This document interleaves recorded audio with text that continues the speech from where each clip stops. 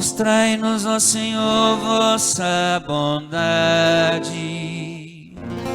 e a vossa salvação nos concedei. Aleluia,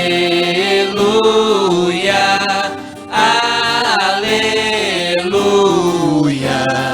aleluia, aleluia.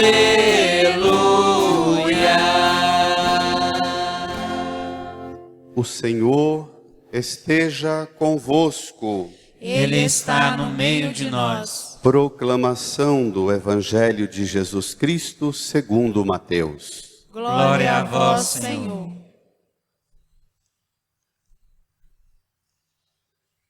Naquele tempo, Jesus disse aos seus discípulos: A vinda do Filho do Homem será como no tempo de Noé, pois, nos dias antes do dilúvio, todos comiam e bebiam, casavam-se e davam-se em casamento, até o dia em que Noé entrou na arca.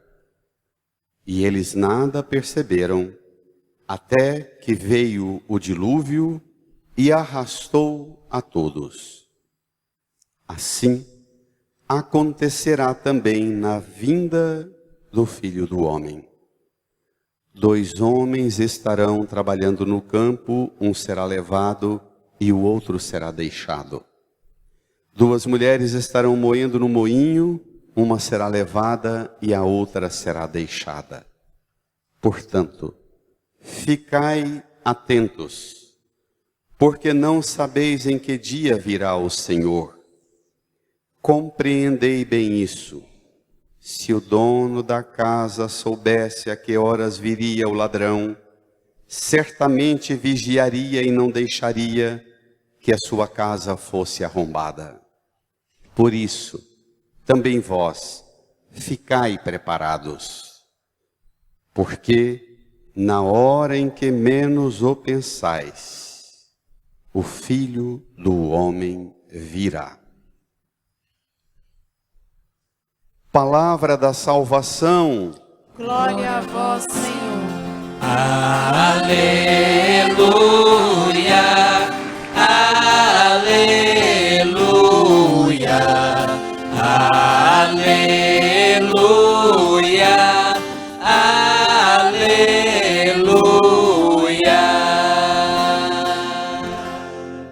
Sentados, rezemos no íntimo do nosso coração, inclinemos a cabeça. Crianças, também vocês, sentem-se agora e rezem no silêncio. Peçamos ao Divino Espírito Santo que Ele abra nossa mente, nossa inteligência e nos faça compreender tudo o que essa palavra tem hoje para a nossa salvação. Supliquemos.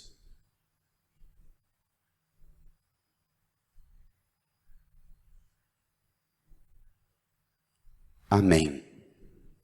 Irmãs, irmãos, a igreja começou com esse domingo, no mundo inteiro, um novo ano litúrgico.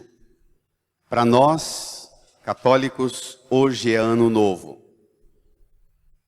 A gente começa o ano sempre com 4 semanas, 4 domingos antes do Natal, preparando o Natal, porque o ano novo para nós é já a preparação para receber Jesus. Nessas 4 semanas caminharemos juntos, preparando. Também hoje, no mundo inteiro, a igreja inicia com essa preparação, diferente do que o mundo propõe.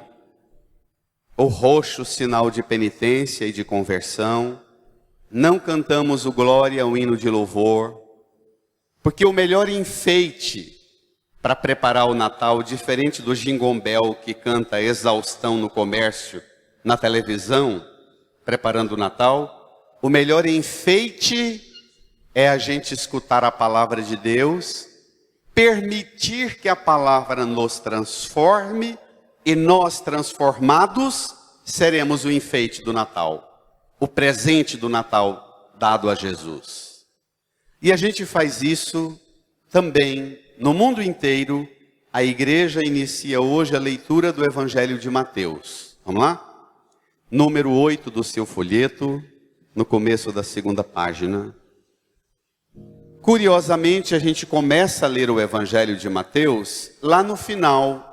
Como a gente vinha nos domingos anteriores, encerramos a leitura do Evangelho de Lucas, lá nos capítulos finais antes da morte do Senhor.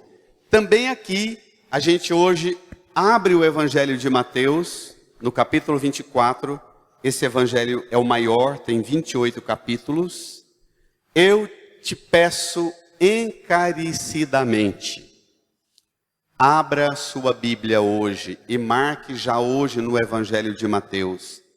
Arrume um caderno, uma agenda de anotações e todos os dias leia e releia o tanto que você der conta. De hoje até o final de novembro do ano que vem, nós vamos passar o ano inteiro lendo Mateus.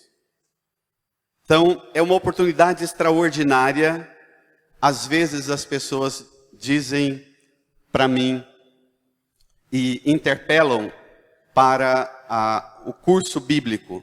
E eu sempre penso, se for para ter curso bíblico, é para fazer aquilo que alguns estão reivindicando, para aprofundar aquilo que na liturgia celebra.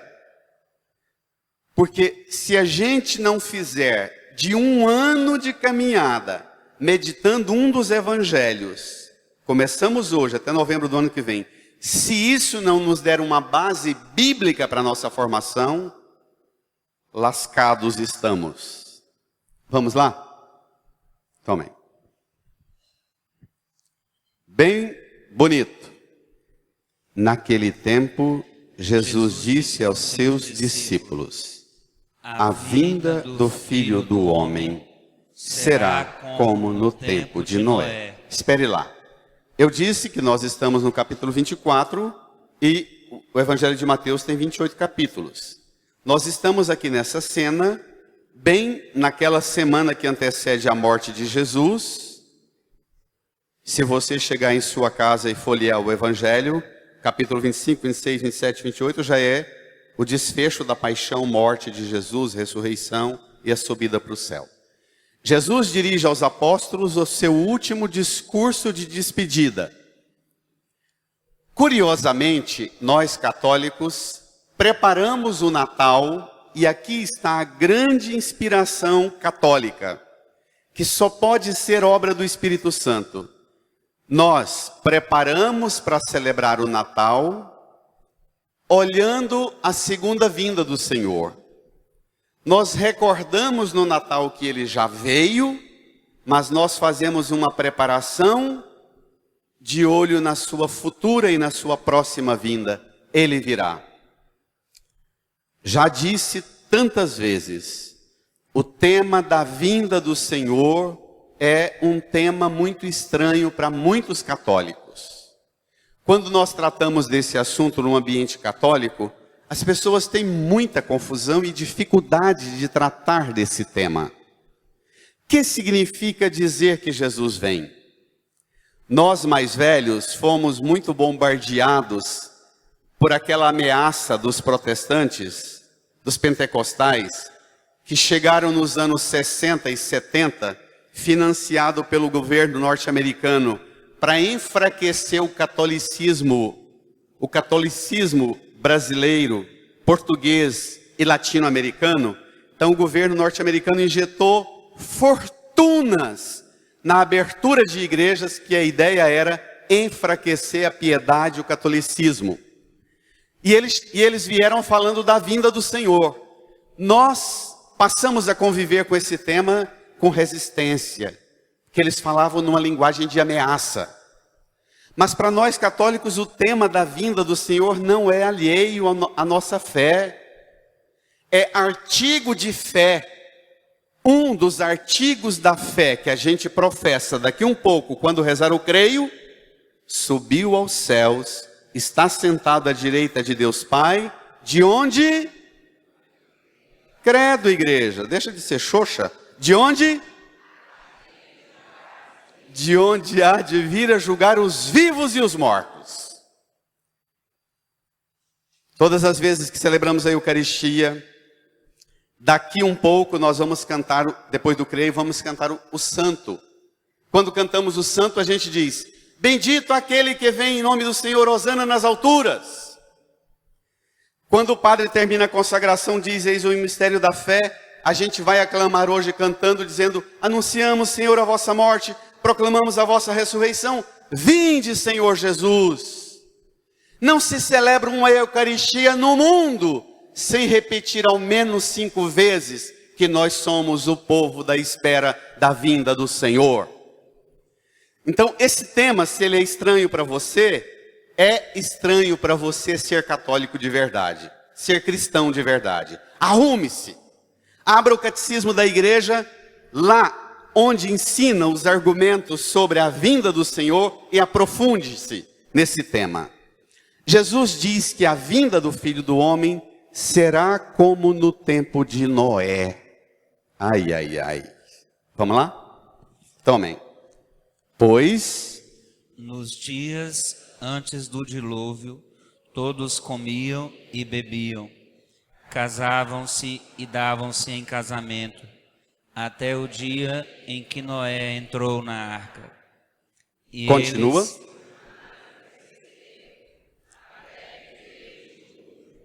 E arrastou a todos. Espera lá, olha só, a vinda do Filho do Homem vai ser como nos dias de Noé.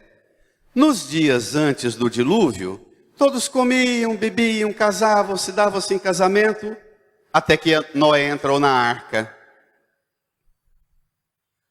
Eles nada, o que está escrito?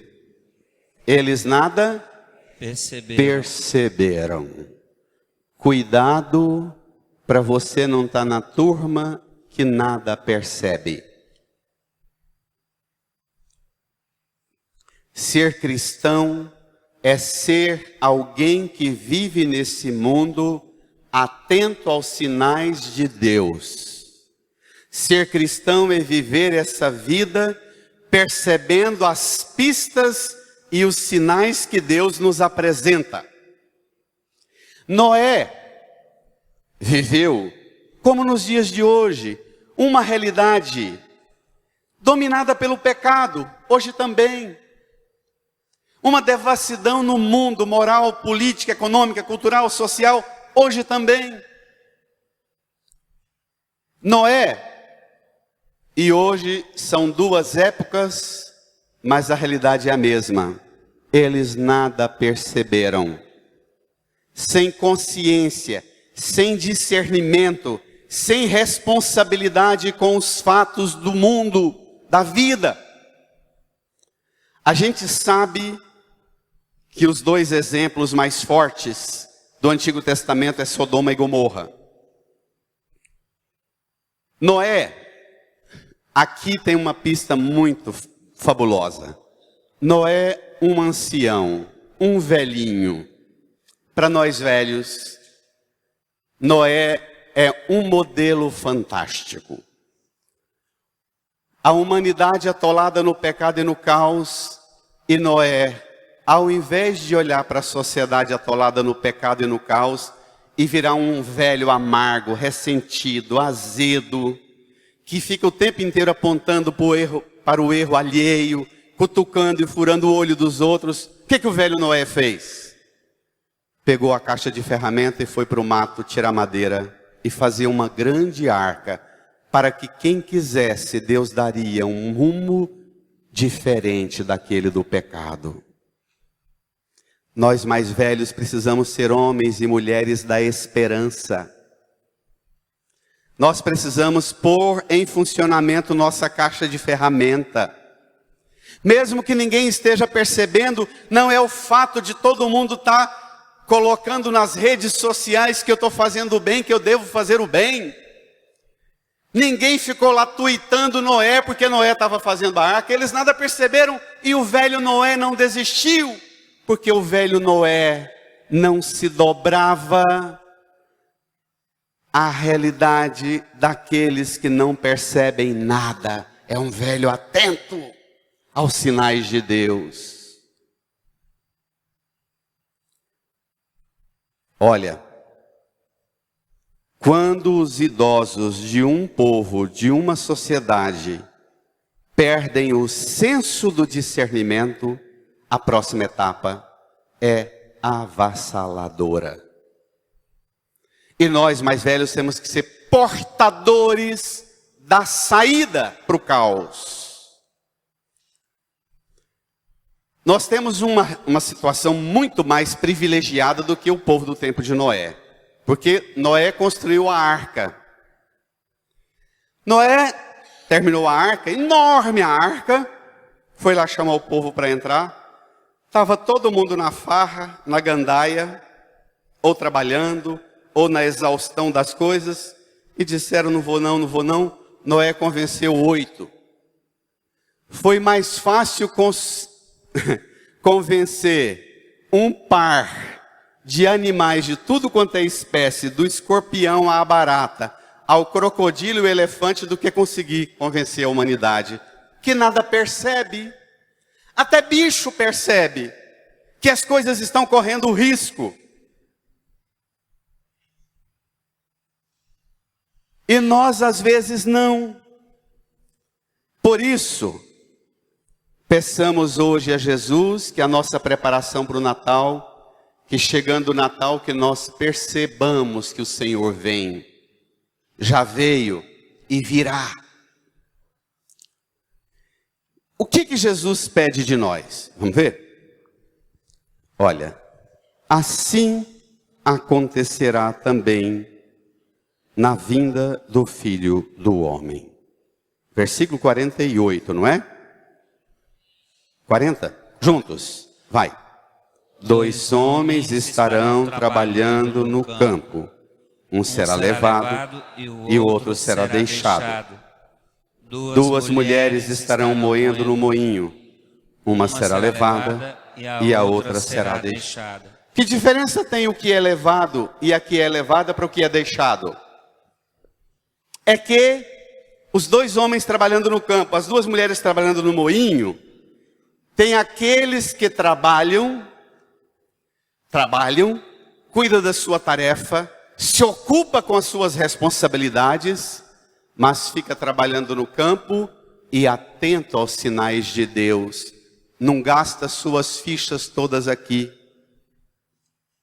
Tem a mulher que trabalhando no moinho, que cuidando de casa, cuidando do seu emprego, ela não permite que a rotina e que os acontecimentos daqui engula tudo. A que é deixada e o que é deixado são exatamente aqueles que enfiam a cara com espírito de porco, fuçando nas coisas daqui e não sente o sinal de Deus.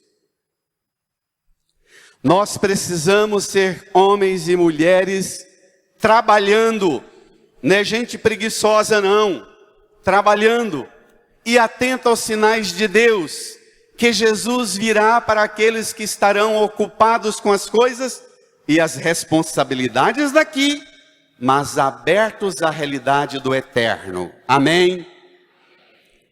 Veja o que vem.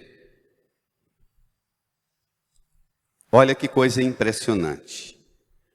Portanto, ficai atentos, porque não sabeis em que dia virá o Senhor. Compreendei bem isso. Se o dono da casa soubesse a que horas viria o ladrão, certamente vigiaria e não deixaria que a sua casa fosse arrombada. Por isso, também vós, ficai preparados. Brada. Porque na hora em que menos pensais, o Filho do Homem virá. Ao invés do povo do tempo de Noé, que foi arrastado pelo dilúvio, ficai preparados. Cuidai das coisas aqui, atento às coisas daqui, mas aberto às coisas do alto. Na psicologia, a gente chama isso de uma responsabilidade ativa. Por isso, o dilúvio apesar da arca pronta, salvou aqueles que estavam lidando com as coisas e responsabilidades daqui, mas abertos a uma arca e a uma saída. Vou tocar em 3 temas muito delicados agora a partir da palavra. Pai e mãe, às vezes você trabalha muito para construir sua casa e o seu patrimônio, para deixar para os filhos. Você constrói a sua arca e acha que a sua arca vai salvar seus filhos. Acontece, Dom Gilson, um bispo da periferia mais maluca do Rio de Janeiro, Dom Gilson diz assim, que a gente precisa construir a arca, mas precisa colocar no coração dos filhos o anseio do além-mar. Precisa ensinar os filhos a querer avançar para uma realidade maior do que essa, que vai atolar. Nós estamos numa situação privilegiada porque Noé construiu a arca com a sua ferramenta e salvou 8. Mas Jesus, o filho do carpinteiro, construiu a igreja e pôs na igreja os sacramentos que têm abertura de salvação para todos. Dê uma salva de palmas para o filho do carpinteiro.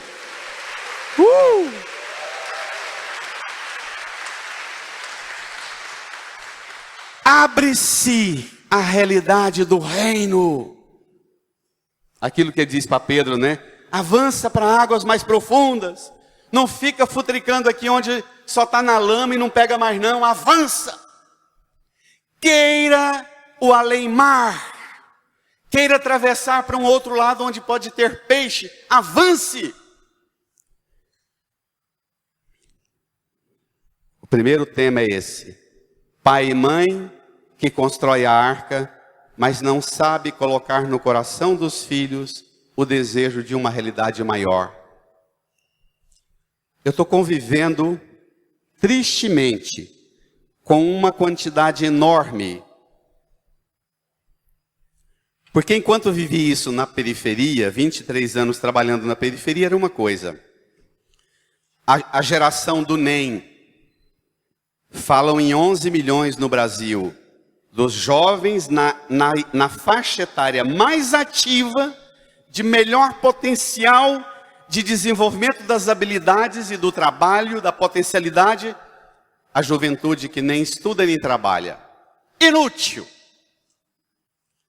Mas agora, no meio da classe média, a gente encontra também uma geração enorme de uma turma que até estudou e até tem diploma, mas não serve para nada. Profissão nenhuma. Vive de quê? Às custas do pai. Às custas do financiamento da mãe, do vô, da avó, das ajudinhas. Nós precisamos discernir, irmã, irmão, o tempo em que vivemos. Aderir com a inteligência a Jesus, chamar-nos à responsabilidade diante dos fatos da história e mostrar para as gerações mais novas que precisam avançar e precisam fazer sua parte. Vamos à primeira leitura. A palavra de Deus agora vai dar para nós a pista mais bela que você nunca viu. A primeira Jesus já deu. O melhor enfeite para você colocar na sua vida, no seu coração, no seu presépio, na sua árvore de Natal é: espere a vinda do Senhor vigilante. O profeta Isaías vai dar também mais alguns enfeites para você pôr na sua vida. Vamos lá? O profeta Isaías viveu no século 7º, 6º antes de Cristo. O país de Israel, deixa eu te explicar porque você precisa entender. O país de Israel estava vivendo uma empolgação enorme porque tinha um país vizinho, a Síria, que se tornou uma grande potência econômica, militar, política, cultural. E Israel um paísinho desse tamanhozinho. 150 quilômetros de comprimento, 80 de largura. Israel começou a empolgar com a amizade que o rei da Síria fez com o rei Manassés de Israel e pensou, nossa, nós um paísinho desse tamanho, estamos amigos da maior potência vizinha, nós temos que aproveitar essa chance e nos tornar um país grande, uma grande nação, uma grande potência. E onde é que eles foram copiar para imitar a Assíria? Vamos copiar o que a Assíria tem de mais poderoso, vamos montar em Israel um exército poderoso. E aí começaram a impostos e mais impostos para financiar um exército. O profeta Isaías se levanta diante das ambições do rei Manassés e diz, esse não é o projeto de Deus. Deus chamou Israel para ser luz para as nações e não bomba de guerra para o mundo. Veja, visão de Isaías, filho de Amós, sobre Judá e Jerusalém. Acontecerá nos últimos tempos que o monte da casa do Senhor estará firmemente estabelecido, no ponto mais alto das montanhas e dominará as colinas. A ele acorrerão todas as nações. Leia. Para lá irão numerosos povos e dirão, brada. Vamos subir ao monte do Senhor, à casa do Deus de Jacó, para que ele nos mostre seus caminhos e nos ensine a cumprir seus preceitos. Porque de Sião provém a lei e de Jerusalém a palavra do Senhor. Deus fala para o rei Manassés através da boca do profeta Isaías. O que o Israel tem que ser de potência para o mundo não é de arma de guerra. O mundo deve vir em Israel procurar a lei do Senhor e a palavra de Deus, e não potência de guerra. Todos os povos virão aqui e subirão para cá dizendo, vamos para a casa do Senhor. E aí, você vai se assustar demais com a atualidade do que vem. Aí Deus dá uma receita poderosa para resolver os problemas de Israel, nosso e do mundo inteiro. Emocionante o que vem. Leia. Ele há de julgar as nações e arguir numerosos povos. Deus vai julgar, mas vai arguir, argumentar. Não será arma de guerra, será arma de argumento, de diálogo com o mundo, porque é isso a Bíblia, é isso a palavra, o diálogo, o arguir de Deus, para no argumento da ciência divina, convencer o mundo a ter uma aliança com Ele. E Ele, arguindo e conversando e dialogando com o povo, o vizinho e a potência da Síria e todos os povos, vão resolver o mal do mundo fazendo a receita mais poderosa para o progresso e o desenvolvimento das nações do mundo. Leia. Estes transformarão suas espadas em arados e suas lanças em foices. Não pegarão em armas uns contra os outros e não mais travarão combate. Espera lá. Gente, vai transformar o quê? Espada em? Lanças em? Foices. Para que serve espada e lança e para que serve arado e foice? Lanças e espadas servem para guerra. E arado e foice? Trabalhar. A solução para o mundo não é a guerra. A solução para o mundo não é dar dinheiro para os pobres ficarem à toa dentro de casa. É dar ferramenta de trabalho para que os pobres progridam e desenvolvam as suas habilidades e os seus potenciais e progridam. não é nem dando dinheiro para ficar só consumindo no botequim da vila e nem financiando arma. Nós achamos também hoje que nós vamos proteger um Brasil e um mundo com arma. E Deus diz, não, vocês vão proteger é com trabalho, é com ferramenta de trabalho.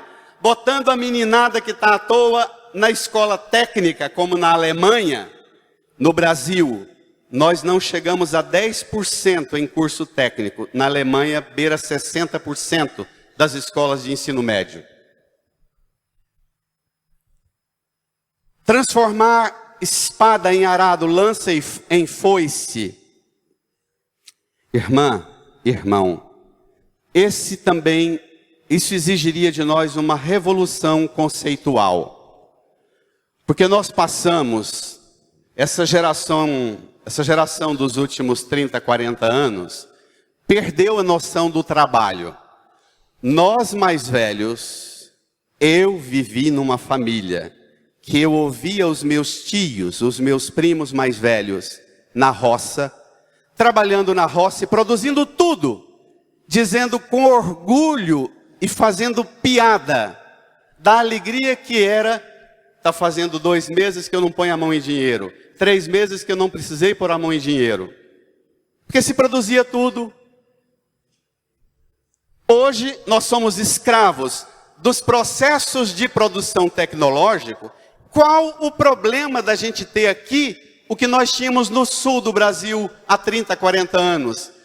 As famílias, as aldeias, as pequenas comunidades, todo mundo tinha o quintal pequeno, uma pequena gleba, produzia tudo e sobrava fartura para o mundo. Transformar as armas de guerra, ao invés de financiar mais guerra e mais armas, supõe também remodelar o estilo de sociedade e de economia que nós podemos criar. O que a gente chama de economia de sustentação, não é? Qual é o problema? Por que todo mundo tem que entrar na lógica de sustentar os mega mercados que só interessam pela movimentação do dinheiro? Isso aqui supõe revolução conceitual. Isso aqui não tem nada a ver com marxismo, nem com esquerda. Pelo contrário, absolutamente é o oposto. Tanto da escravidão materialista do marxismo, quanto da escravidão materialista do capitalismo.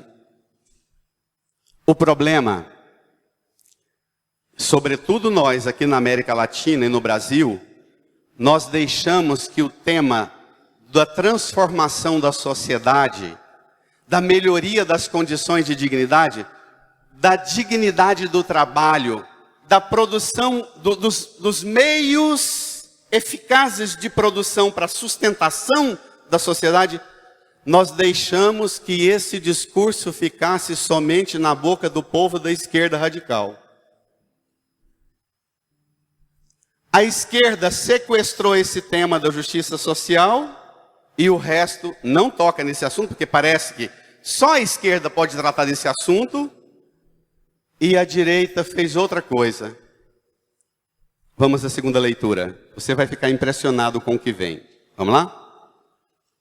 Veja. Irmãos, vós sabeis em que tempo estamos, pois já é hora de despertar. Com efeito, agora a salvação está mais perto de nós do que quando abraçamos a fé. Leia. A noite já vai adiantada.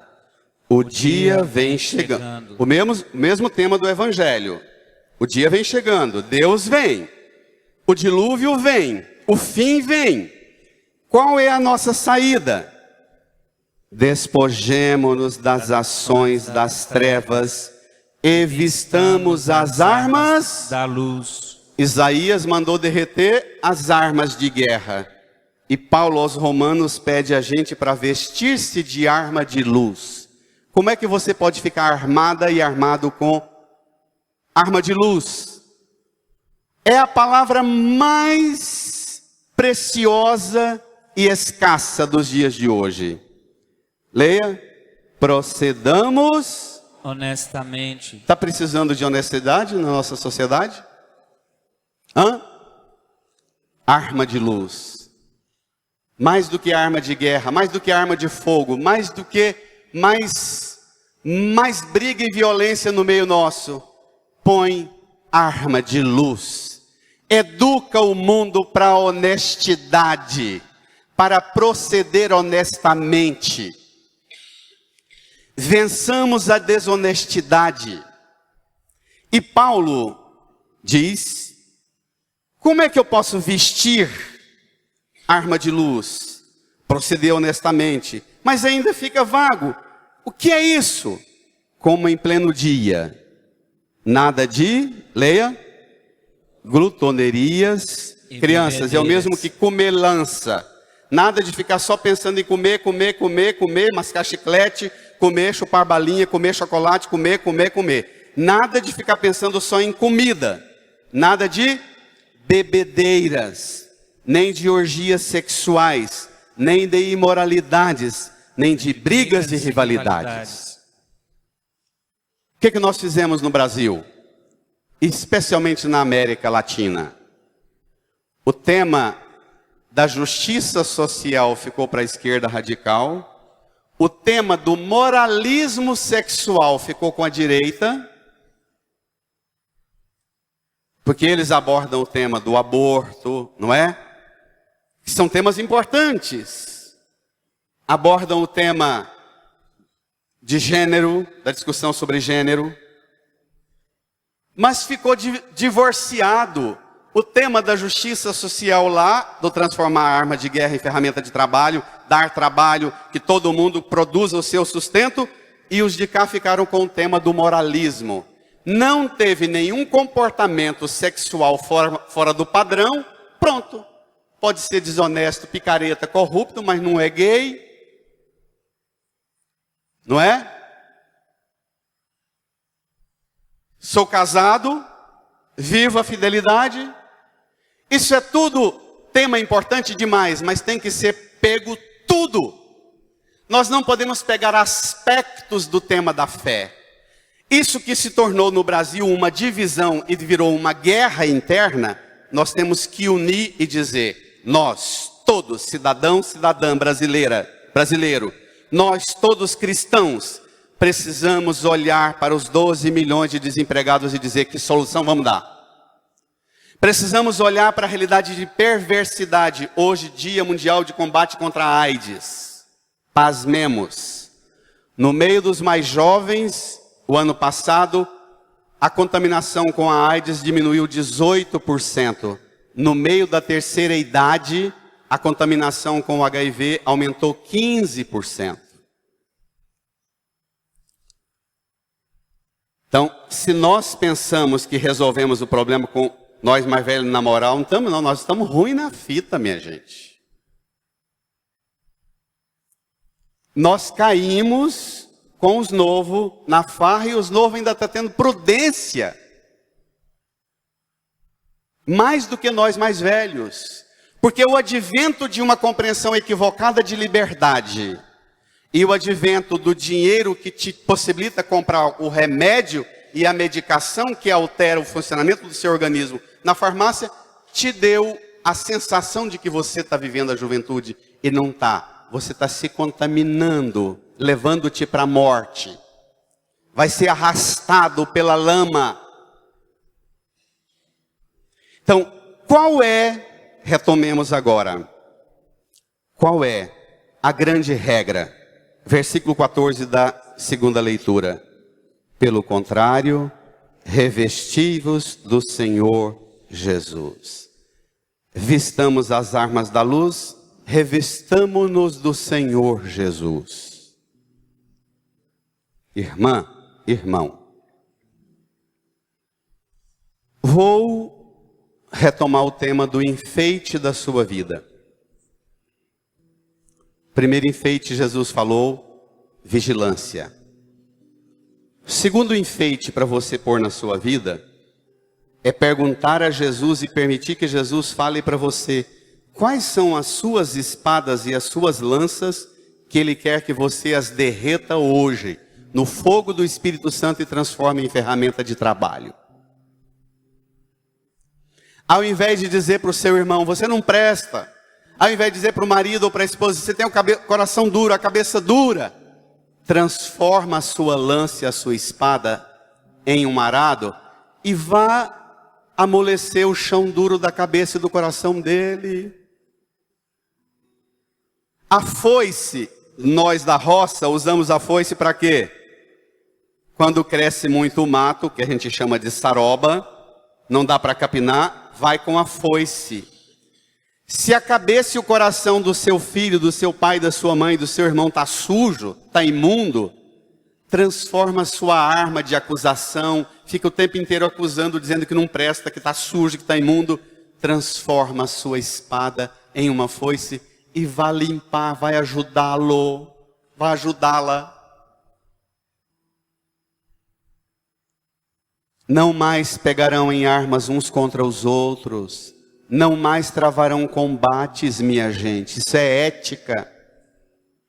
Pegar em armas uns contra os outros, travar combate uns contra os outros, como nós viramos essa seara violenta no Brasil, em todo ambiente, só tem gente ofendendo uns aos outros, em tudo o tempo inteiro. Isso não é plano de Deus. E o mais grave, associando a luta violenta e o estímulo à violência, dizendo que isso é plano de Deus. O que a esquerda fazia e faz, pegando as armas para invadir terra dos outros, agora a direita faz pegando as armas para eliminar quem achar que deve. Isso é tudo violência. E a violência não vai trazer para nós o que nós queremos e precisamos da paz que o Senhor traz. Eu vou propor a você a abrir seu coração agora na presença de Jesus. Imaginar o seu coração, a sua alma, sua mente, também o seu corpo, como um presépio, ou como você quiser, uma árvore de Natal. E Jesus dizendo para você quais são os enfeites que Ele quer que você ponha na sua vida, na sua casa, na sua ética, na sua moral. Incline a sua cabeça, feche os olhos, põe a mão no coração. Estabeleça um diálogo profundo com o Senhor. Peça ao Senhor para ajudar você a viver atento aos sinais de Deus, na vigilância. Peça a Jesus para que no poder do sangue dele, no fogo do Espírito, derreta as armas que você tem usado para furar os outros. A lança, a espada da língua venenosa, agressiva. As palavras ofensivas que você usa para falar dos outros que pensam diferente de você. Peça para o Senhor derreter essa espada, essa lança. Transformá-las em arados e foices, em ferramentas de trabalho.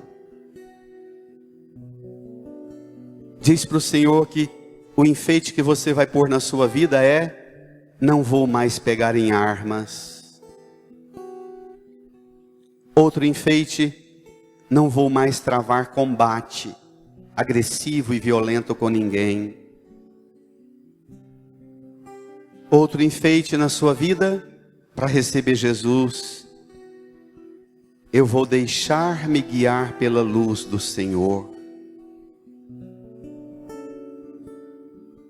Eu vou me despojar das ações das trevas. Vou vestir as armas da luz. Vou proceder honestamente. Nada de ser escravo de comida, bebida, orgia sexual, imoralidade, a cultura violenta da pornografia, do erotismo. Não vou ser escravo dessa cultura.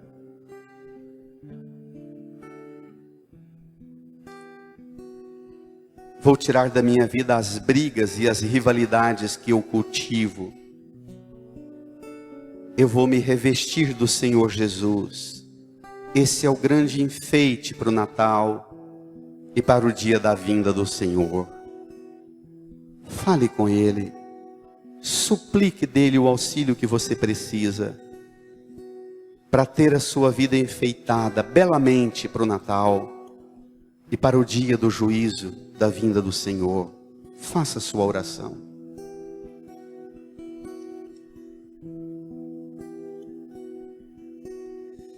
Enche-me, Senhor, com teu Espírito, e minha alma reviverá.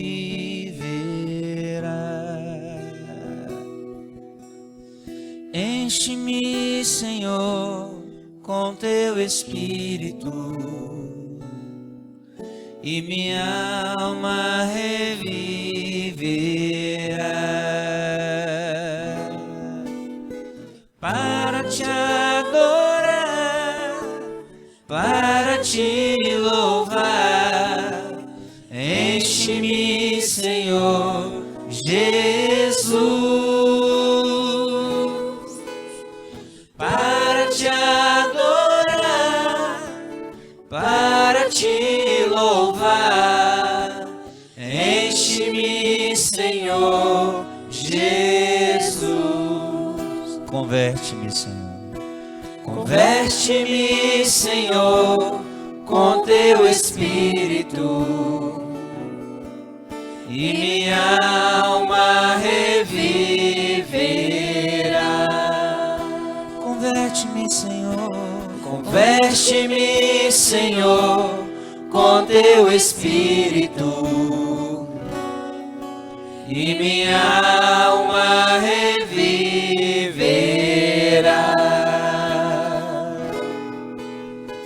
Para te adorar, para te louvar, converte-me, Senhor Jesus.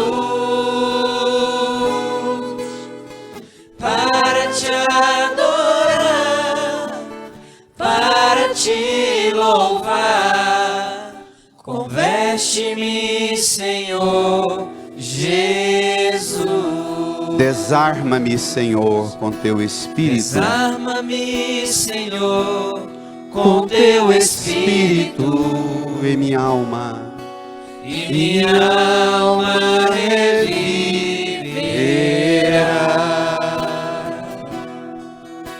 Desarma-me, Senhor, com teu Espírito, e minha alma, e minha alma reviverá.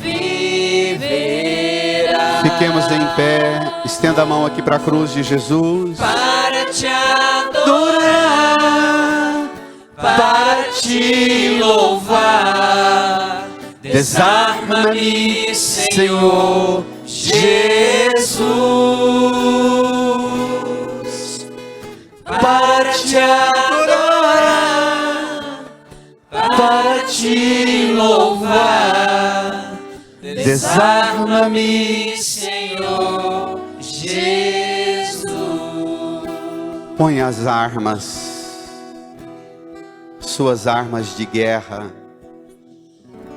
suas armas de morte, de trevas, aos pés da cruz de Jesus. As armas que você usa para fazer mal contra você, contra a sua família, contra os outros que você não ama. Mas dá também para Jesus as armas das pessoas que não gostam de você, que te ofendem, que te ferem. Peça a Jesus para transformar as armas das pessoas com quem você tem dificuldade de viver e relacionar também.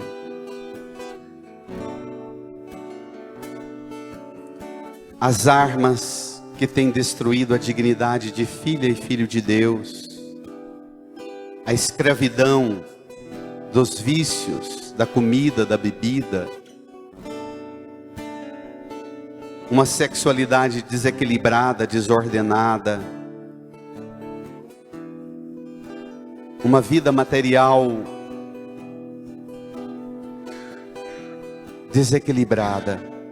É tudo arma que fere você, que fere a honra do seu nome, da sua identidade de filha e filho de Deus.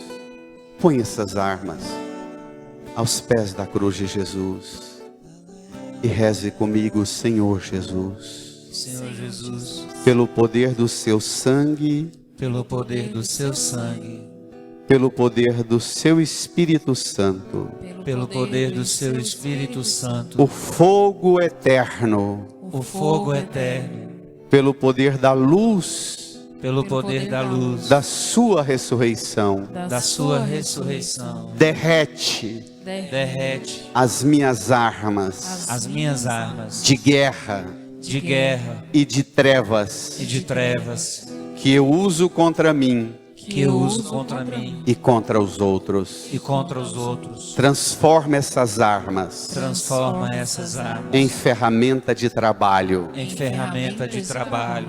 Transforma-me Transforma-me em operário em operário do seu amor, do seu amor, da sua bondade, da sua bondade, da sua justiça, da sua justiça, da sua dignidade. da da sua sua dignidade. dignidade. Põe a mão no seu coração. Acolha Jesus capacitando, qualificando você para promover a paz, para promover a superação da violência, da fome, do desemprego, da miséria, do mal que domina todo mundo, todo o coração, toda a mente, a corrupção, a desonestidade. Jesus qualifica e capacita você para ser trabalhadora, trabalhador das coisas do céu, das coisas de Deus. Acolha. Diga para Ele que você aceita, Transforma-me, Senhor, que você assume esta missão que Ele te chama e te confia. e minha alma reviverá. Transforma-me, Senhor, Transforma-me, Senhor, com teu Espírito, e minha alma reviverá. Canta. e minha alma reviverá. Com unção para te adorar, Para te adorar, para te louvar. Transforma-me, Senhor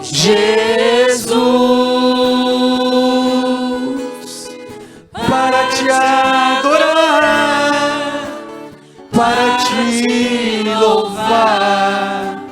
Transforma-me, Senhor Jesus.